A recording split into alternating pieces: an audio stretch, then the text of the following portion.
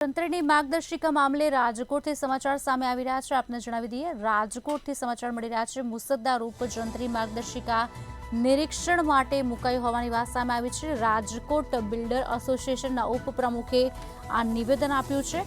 આપને જણાવી દઈએ, જંત્રીના એફએસઆઈને 30% ઘટાડીને 15% કરવામાં આવે તેવી વાત પણ સામે આવી છે। એફએસઆઈમાં ઘટાડો નહીં થાય તો અસર બાંધકામ ઉદ્યોગ પર પડશે તેવી વાત કહેવામાં આવી છે। એફએસઆઈ ઘટાડવાથી પીએમ મોદીના સ્વપ્નને વેગ મળશે। રાજકોટથી સમાચાર। ના ખૂબ સારી વાત છે કે જ્યારે આમની પહેલાં જ્યારે 2 ટાઈમ્સ કરી નાખી હતી ત્યારે ક્યાંક ને ક્યાંક અસંતોષ હતો, કારણ કે ઘણી જગ્યાએ સાયન્ટિફિક રીતે જંત્રી ઘટાડવાની જરૂરી હતી, એટલે ત્યારે ખૂબ જ અસંતોષ બધી જગ્યાએ થયો હતો।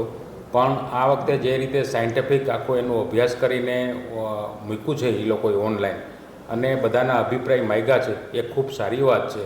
અમારું કહેવાનું એટલું જ છે કે એ અભિપ્રાયને ધ્યાનમાં રાખી જ્યારે ફાઇનલ ડ્રાફ્ટ તૈયાર કરે તો એનો અભ્યાસ કરી અને પછી ફાઇનલી ડિક્લેર કરે, એવી અમને સરકારને રજૂઆત છે।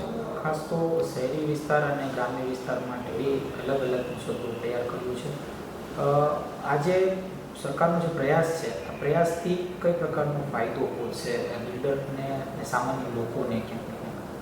ના, આમાં એમને બે અલગ રાખ્યા છે, એ પણ ખૂબ સારી વાત છે। ગ્રામ્ય વિસ્તારને ગ્રામ્ય વિસ્તારમાં એને કન્સિડર કર્યું, શહેરી વિકાસને ત્યાં ડેવલપમેન્ટ થતું હોય તો શહેરી વિકાસ તરીકે કન્સિડર કર્યું છે, એટલે એ ખૂબ સારી વાત કહેવાય કે બંનેને ડિફરન્ટ રીતે એનો અભ્યાસ કરીને એને ડિફાઇન કર્યું છે।